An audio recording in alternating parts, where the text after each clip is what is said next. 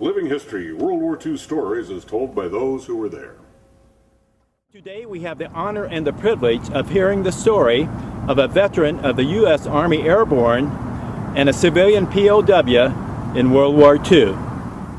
Sergeant Glenn Glover was a paratrooper with the 11th Airborne who took part in the liberation of the Los Banos prison camp in the Philippines in 1945. And Dave Devries was a POW in that prison camp who was rescued by the 11th Airborne. Brooke, why did the military take such a risky venture so far behind Japanese lines at that time? Well, Dave, first of all, most of the people in the camp were civilians. Secondly, they'd received word from within the camp that the Japanese had already begun digging mass graves in preparation for execution of all the prisoners. Therefore, time really was of the essence.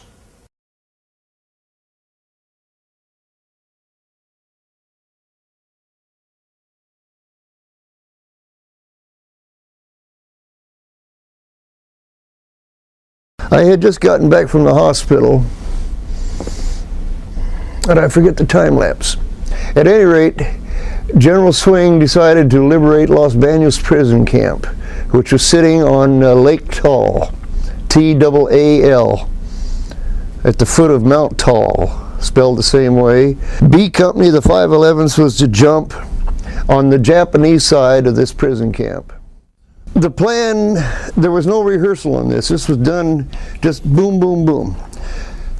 Div Recon of 32 people, we crossed the lake and dug out canoes one at a time. The Japanese commanding officer, he had his people out, all the guards, doing calisthenics. And that's where Div Recon caught them. Alligators crossed the lake. We had one guy, Vince Call, got wounded. We got all these prisoners across the lake. And it was probably one of the most perfectly planned and carried out operations, to my knowledge, of World War II. And I'm very proud that I did take part in this.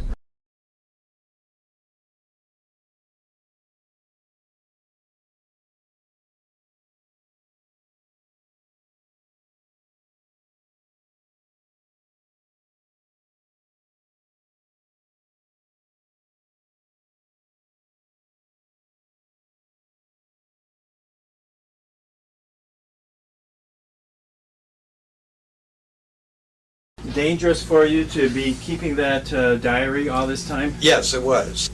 And there was one occasion when I was writing on this late in 1944. I was sitting on the edge of my cubicle, writing in my diary, and it was raining hard. Didn't expect the sentry to walk through. They usually waited till the rain slacked a little bit. Sentry comes walking through, and it was almost upon me like this, and the guy across the way started with a loud cough to get the sentry's attention, and I looked up, and when I saw I was writing with my right hand, and I had the book open, the left one, I just almost involuntarily went. Of course, I played softball and I knew how to flip the ball. Did this and it went out the window. And when the guy got no more than 8 or 10 feet down this way, I just stood up like this and walked and then ran out the back door. February 23rd, Friday, 1142nd day. Was awakened by our monitor, Ed Samara, at 6:50 a.m. I dressed and sat in front of the barracks waiting for the 7 o'clock bell. Dressing means I wore a pair of many-time patched shorts and no shirt.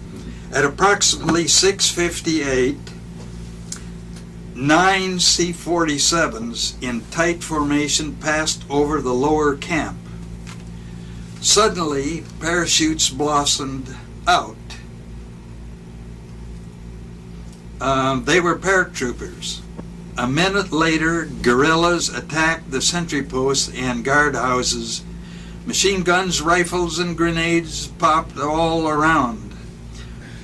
I went to Barracks 28, was able to see the capture of the Southwest Guardhouse. One little guerrilla ran up the aisle with phosphorus grenade in one hand and a bloody bolo in the other. A paratrooper, a staff sergeant, told us to grab valuables and just what you can carry. We ran into machine guns. Amtrak's opened up for a few minutes and then we moved on. We're all taken to New Bilibid prison at Muntinlupa.